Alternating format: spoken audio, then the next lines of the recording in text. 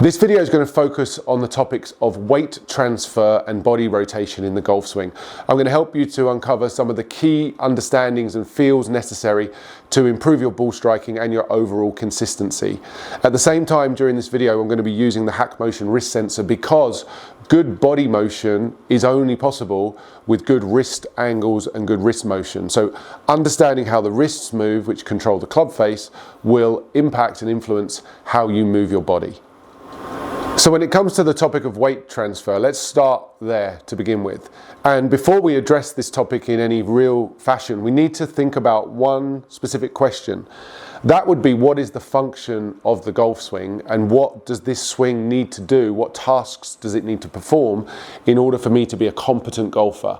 And the first thing your golf swing needs to be able to do is to control the contact with the ball. And at the same time, that includes the contact with the ground. So hopefully most of you watching would understand that you're supposed to hit the ball first and then the ground second when the ball's laying on the floor, whether that's a wedge shot or a hybrid or a fairway wood and everything in between. If the ball is on the ground, the lowest point of a good golf swing takes place after the ball. That's why you see people hit the ball first and then take a divot after the ball. If the low point needs to be after the ball for a good swing, it stands to reason that good swings have more weight on their front foot. Good golfers have more weight on their front foot by the time they hit the ball than they did when they set up. They move their weight to the target. And that being true across every good golfer, there is not one good golfer on the planet who has their weight on their back foot when they hit the ball. It doesn't work. It doesn't make the swing function. So the first function of a good golf swing is to control the low point of the swing. That means you need the weight to be forward when you hit the ball. And if we agree with that and we're on the same page, then the next stage of that discussion becomes, how do we make it most likely that the weight's in front of the ball, the weight's towards the target by the time I hit the ball, by how I use that through the rest of my swing. So do I choose, as some people would tell you to do, to shift my weight to the back foot in the backswing and then shift it forward in the downswing? Or do you take the approach of saying, well, if my weight needs to be more in front of the golf ball at the point of impact, is there a benefit to me just putting the weight on the front and keeping it there through the backswing and then moving it more forward in the downswing? I would certainly subscribe to the second of those two.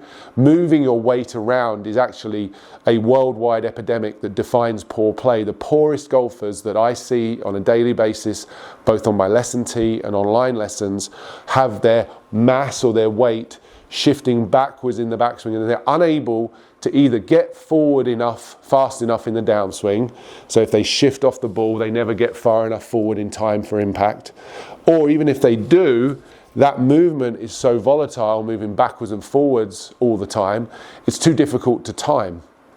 If you pay enough attention to what good golfers do, they typically have a very centered backswing pivot, meaning there's no lateral sway in either direction, and then in the downswing, you learn to move the hips forward towards the target. That's the weight forward piece that moves the bottom of the swing after the ball. So that would be my recommendation. And if you haven't considered that up to this point, I would tell you to go out to the driving range next time you're practicing, set up to the ball, put 60% of your weight on your lead side, left side for me as a right-handed golfer, make a backswing where I keep the weight feeling like it's staying on that lead side, and then just continue to follow through to the target. Keep the weight forward and then keep moving the weight further forwards in the downswing. What I would expect you to report is good, solid contact. Good quality contact is important as anything else. It's the start point for good golf. So if you're trying to improve the strike, the low point of your swing should be after the ball. The low point of my swing there was 5.5 inches after the ball. That's good for a 7-iron. That's me moving my weight forward, starting with it forward, keeping it forward, and moving it further forward. For the vast majority of golfers I see on a daily basis, just moving the weight more forward would make them a better golfer. Quick question for you. Did you know that 80% of your golf ball's direction comes from the club face angle at impact? And it's your wrists that control that angle. If you want to hit straighter shots and add more distance to your game, then check out the link in the description below. And once you've played with that concept of weight location, and we come to the agreement that there's a value or a benefit to having a more fixed axis as you swing, we can then start to talk about how the wrists and the arms are controlling the club face in the downswing. From a position where that pivot is more stable and more centered, we're able to then have a greater grasp and greater feel of how this club can move in a more consistent fashion around our body. Moving it around our body in the first place is challenging enough. It's more difficult when you start shifting back and forth. So we're going to take this perspective of keeping the axis of the turn stable, then moving the weight forward in the downswing as we've already discussed. Now it comes to the wrists and the arms. I'm going to use the HackMotion drill, the casting drill. It's a new drill that's on the app and it's one of my absolute favorites. It really helps you to learn the correct wrist motion in transition and the early downswing.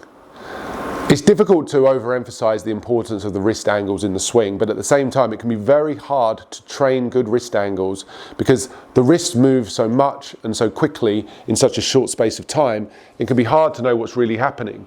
The casting drill here that I'm starting to practice from HackMotion is a way of understanding how to move your arms and your wrists in this transition period. So you'd set up to the ball, you'd go to the top when instructed, and I'm getting a feedback through the sensor, a little bit of vibration, and it's telling me to swing down and asking me to, or testing me on whether I'm able to maintain this wrist angle and reduce the casting. If I was to do this incorrectly, it would look something like this: set up to the ball, go to the top, and then as I start to swing down, increasing this angle here between my arm and the shaft. You can see very clearly on the app there that I got the feedback, the red feedback. I'll do that again just to show you. So if I got to the top and then made this angle wider coming down, I'm going to get the feedback that I'm casting.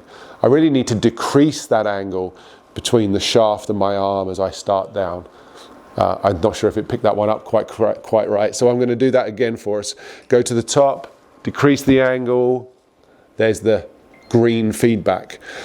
Do that slowly to start with. Good wrist angles in the downswing promotes good weight transfer and good body rotation, which is the subject of this video. You can't have good weight transfer and good body rotation without good wrist angles, because wrist angles control the club face. The club face is responsible for the initial direction of the golf ball, and if this is out of place, your body will respond subconsciously and start moving poorly. That would probably be most notably when the golfer has the face too open coming into the ball. The golfer's body needs to stall to allow the club to try and catch up and square the face. But in doing so, you start flipping, you get all sorts of contact issues. It's very difficult to control.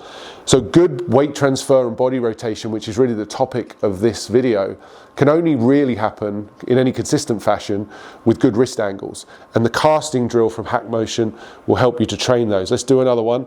You can also hit balls with this drill, which is wonderful. We get to the top, come down, not casting. As I'm moving my wrist down, I'm also moving my weight forward. I'm getting the combination of the hip slide and the wrist angles. And then I could hit some shots, like I say, just going ahead and doing that as well. Go to the top. Keep the feeling of the wrist staying in front in the downswing. Didn't quite get we just picked that one up there, no casting. It's a great way to train the feel that you may not be familiar with. Depending on your skill level, you're going to need to take this drill at a particular speed that's appropriate to you. Some of you will just need to make a small adjustment to make this work. For others, it will be a much bigger change. But learning to get this wrist into the right position coming down will truly help your ball striking, and your body motion and your body rotation will automatically improve as a result of these better wrist angles. So I'd encourage you to practice with the casting drill that I've described there. I think it's a very valuable drill that HackMotion have added to their app. It can really teach you how to move the wrist in the most sensitive area of the swing, that transition period from backswing to downswing. And with good wrist angles, you will also start to train better body motion, body rotation, and weight transfer. If you enjoyed this video and you'd like to watch more HackMotion training videos, there's a link in the description of this video that you can click, which will help you to see more videos.